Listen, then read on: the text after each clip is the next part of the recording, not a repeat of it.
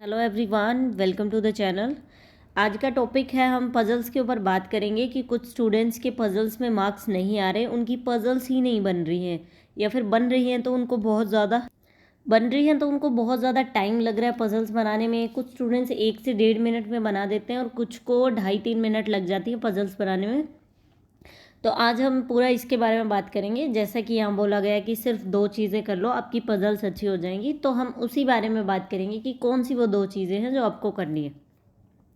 सबसे पहले अगर हम बात करें क्या आपको करना है और क्या नहीं करना पजल्स में, सबसे पहले तो आप अपने दिमाग में से ये डाउट निकाल दीजिए कि दूसरे स्टूडेंट्स की पजल्स 1 से 1.5 मिनट में बन रही है, आपकी क्यों नहीं बन रही।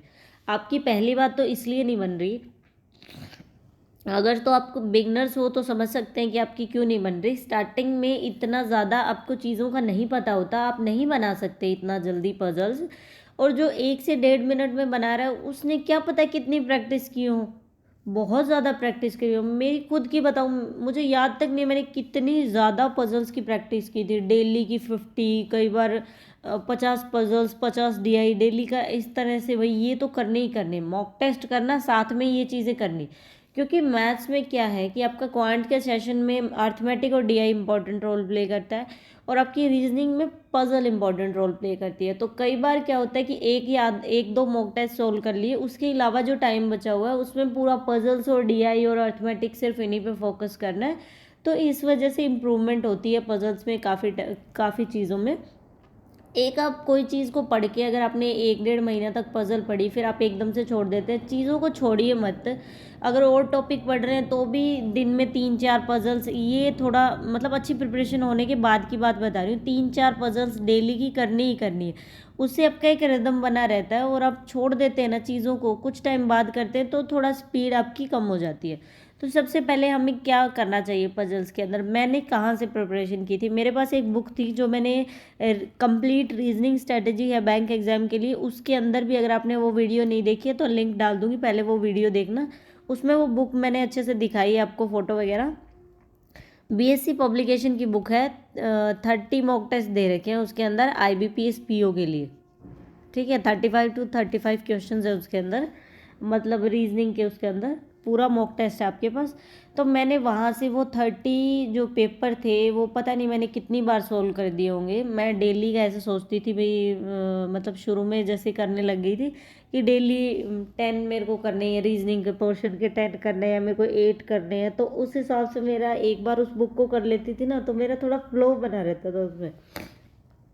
इसके अलावा आप कहाँ से प्रिपरेशन कर सकते हैं, आप ये BSc पब्लिकेशन के जो मॉक टेस्ट हैं जो इस बुक में से स्पेशली आपको PDF अगर मिल जाए तो आप देख लीजिए गूगल पे सर्च करके, आप ये अटैम्प्ट करके देखिए अच्छे से। सिर्फ इसकी पजल कर लीजिए अगर और कुछ नहीं करना तो, बाकी चीज़ें भी अच्छी हैं इसकी, मतलब से लॉग्स इनइक्वालिटी सब बहुत अच्छा है। एक तो आप यहाँ से कर लीजिए।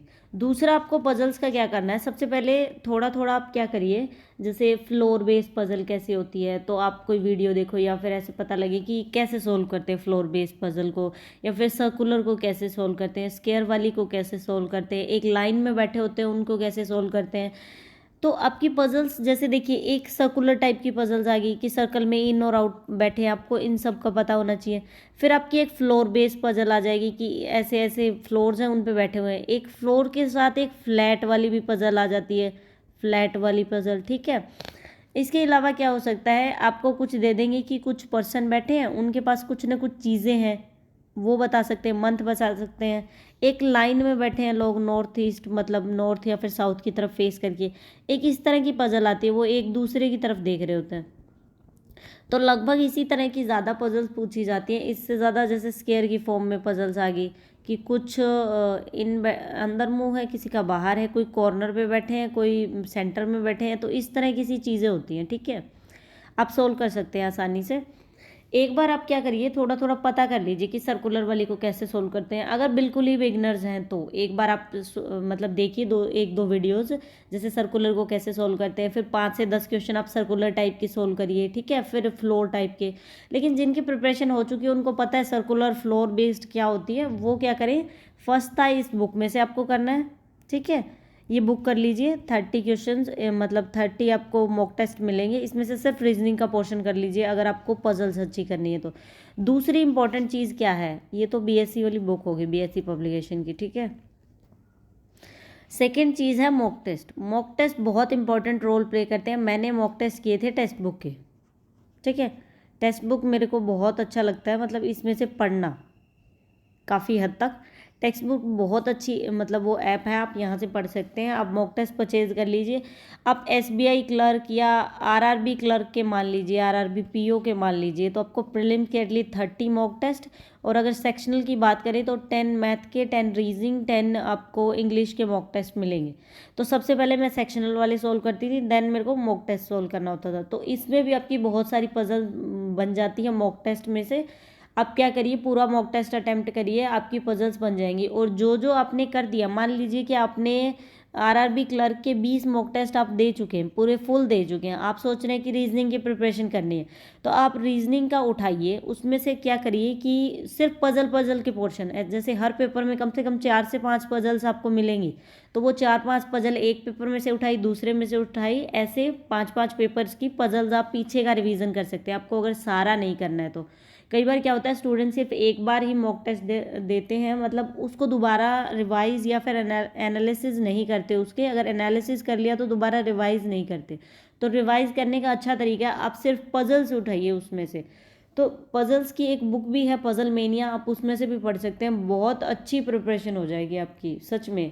आप मॉक टेस्ट में भी टाइमर के साथ, जैसे जल्दी जल्दी, मान लीजिए कि कुछ लोगों को फियर होता है कि पजल्स नहीं करना, बाकी चीज़ें करनी है। अगर आपकी बाकी चीज़ें अच्छी हैं और सिर्फ पजल का फियर है, तो मेरी बात मानिए, पहले बाकी चीज़ें अटेम्प्ट मत करिए, क्योंकि हम अभी एग्जाम में नहीं बैठे, हम यहाँ बैठे हैं, हमें अपने सारे टॉपिक स्ट्रॉन्ग करने हैं। आप क्या करिए, सबसे पहले जो 5 पजल्स ही दे रखी हैं आपके पेपर में, पहले उनको अटेम्प्ट करिए। आपको कितना टाइम लग रहा है, जल्दी जल्दी उनको करके देखिए। उसके बाद अगर टाइम बचता है तो दूसरी चीज़ें करिए, ठीक है। तो यहाँ हमारी वीडियो ख़त्म होती है। ये था हमारा पजल्स का, कैसे पजल्स को इम्प्रूव करना है। रीजनिंग की स्ट्रैटेजी या फिर क्वांट की स्ट्रैटेजी है, तो उसकी एक कंप्लीट प्लेलिस्ट है सबके बारे में, और डिस्क्रिप्शन में आपको मिल जाएगा। Thank you for watching the video. और अगर वीडियो अच्छी लगी हो तो प्लीज़ चैनल को सब्सक्राइब कीजिए। Thank you.